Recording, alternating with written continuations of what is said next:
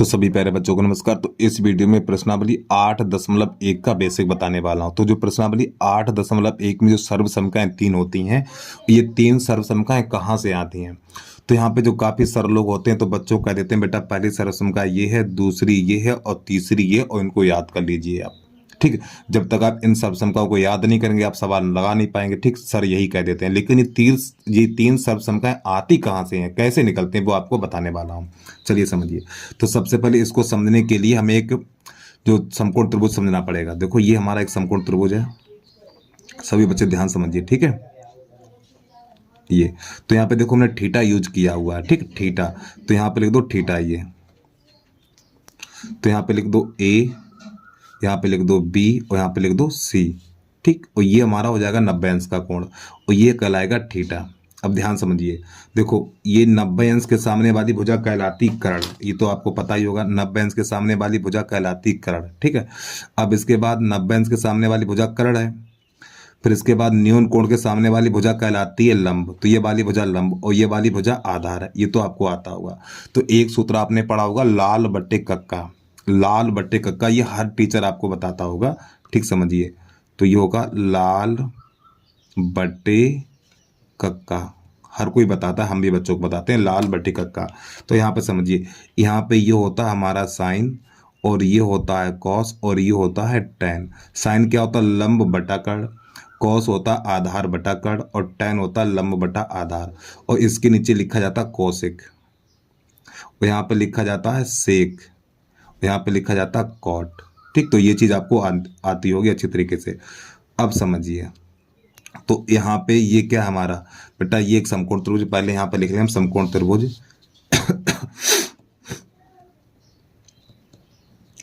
समकोण त्रिभुज A B C में, ए बी सी में, ए बी सी में कोण बी समकोण है, अर्थात 90 अंश का है, समकोण है। तो इसमें पाइथागोरस प्रमेय लगानी, तो पाइथागोरस प्रमेय कर्ण का वर्ग, तो पहले हम क्या करेंगे, थोड़ा उल्टी साइड से लिखेंगे। तो पहले लिखेंगे आधार का वर्ग,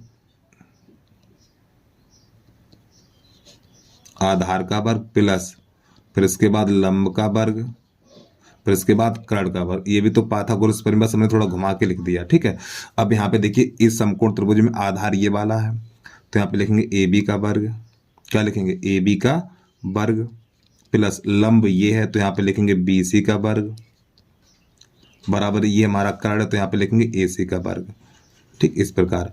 अब दोनों पक्षों में हमें क्या करेंगे, दोनों पक्षों में ए सी का भाग लगा देंगे, तो यहाँ पे लिखेंगे हम दोनों पक्षों में, इसे समीकरण नंबर 1 मान लेंगे। ठीक है, दोनों पक्षों में ए सी स्क्वायर का भाग देने पर, जब दोनों पक्षों में ए सी का भाग लगाएंगे तो यहाँ पे हो जाएगा ए बी बटा ए सी का होल वर्ग, ऐसे करके लिखेंगे। ठीक है, प्लस यहाँ पे लिखेंगे बी सी बटा ए सी का होल वर्ग, बराबर ये हो जाएगा ए सी बटा ए सी का होल वर्ग।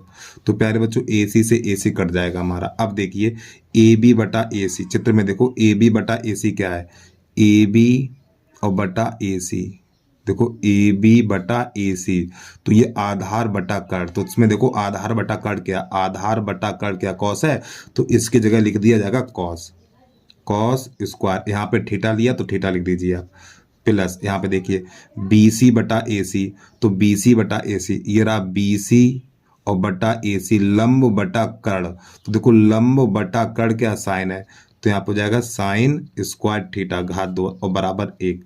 तो प्यारे बच्चों सर्वसमका हमारी पहले निकल के आ गई, और इस सर्वसमका से सूत्र बनते हैं 3, वो 3 सूत्र कौन कौन से उनको देख लीजिए आप।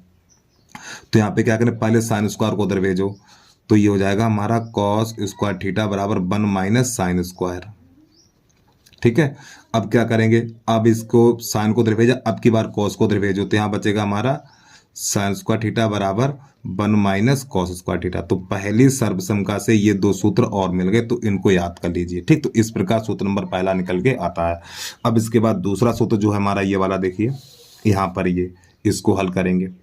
ठीक है, तो इसको निकालने के लिए क्या करेंगे, समीकरण नंबर 1 दोबारा लिखेंगे। ठीक, अब यहाँ से हम दूसरे पेज पे पहुंच रहे हैं, तो यहाँ पे लिखना समीकरण नंबर 1 से,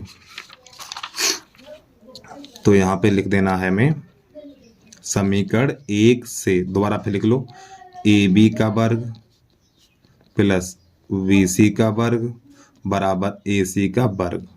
ठीक, इस प्रकार ये समीकरण नंबर हमारा 1 है। तो अब यहाँ पे क्या करना है हमें, अब पहले हमने इसका भाग लगाया था, अब यहाँ पे ए बी का भाग लगाइए। देखो ऐसे देख लिया करो प्यारे बच्चों, यहाँ पर 1 है तो यहाँ पर हमें 1 बनाना है, तो 1 बनाना तो दोनों पक्षों में ए बी का भाग लगा दो। तो यहाँ पे लिखेंगे दोनों पक्षों में ए बी का होल वर्ग का भाग देने पर तो लगा दीजिए, तो ए बी बटा ए बी का होल वर्ग ऐसे करके, ठीक है, प्लस बी सी बटा ए बी का होल वर्ग बराबर ए सी बटा ए बी का होल वर्ग।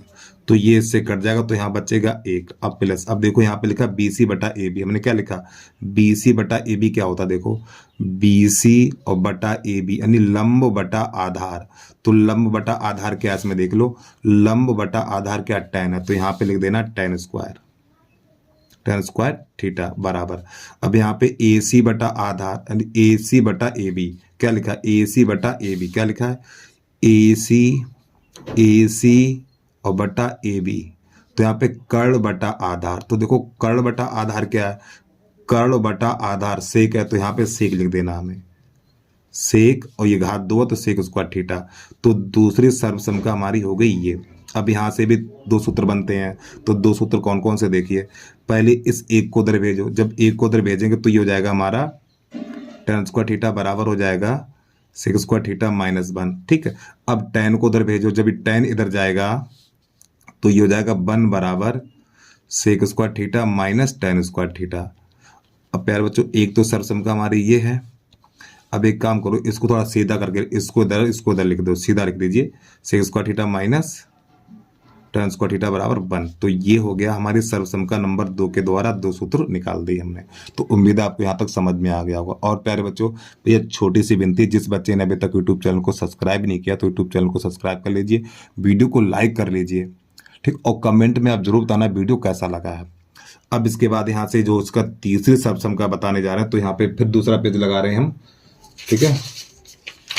तो यहाँ पे लिखेंगे समीकरण नंबर 1 से दोबारा से फिर, ठीक, चलिए यहाँ पे लिख लो समीकरण नंबर 1 से। समीकरण 1 से तो जो एक समीकरण है हमारा ए बी का वर्ग प्लस ए सी का, और तेरी की यहाँ पे बी सी है, बी सी का वर्ग और बराबर ए सी का वर्ग। ठीक, ये चीज़ है हमारी, चाहो तो कोष्ठ लगा दो कोई दिक्कत नहीं है, यानी ए बी का वर्ग प्लस बी सी का वर्ग, यहाँ पे बी सी है।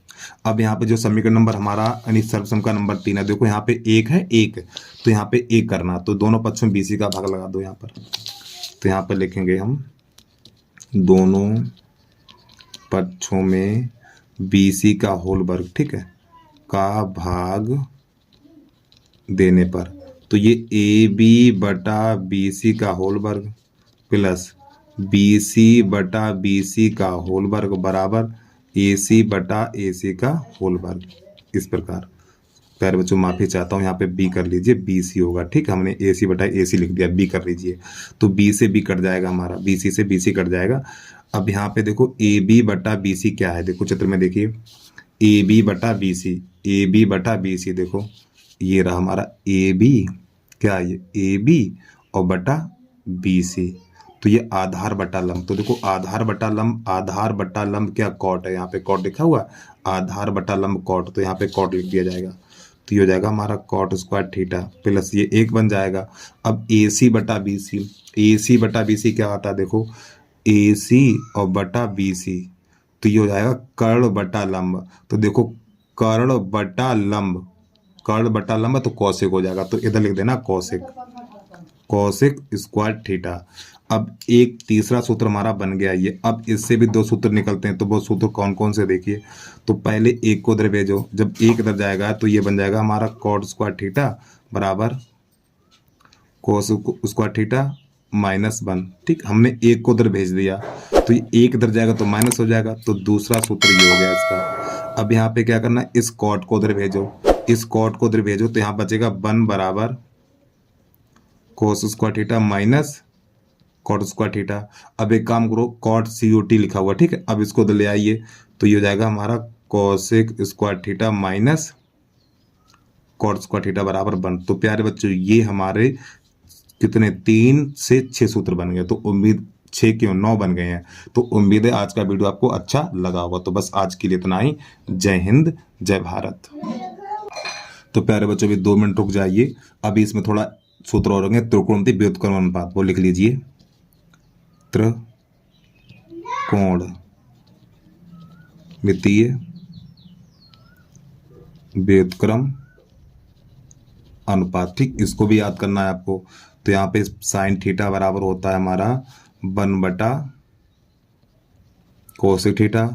फिर यहाँ पे अगला सूत्र कोसेक थीटा बराबर 1/साइन थीटा। ऐसे आमने सामने याद करिए। Sine one by cosec, cosec one by sine. फिर इसके बाद कॉस थीटा बराबर होता है 1/सेक थीटा।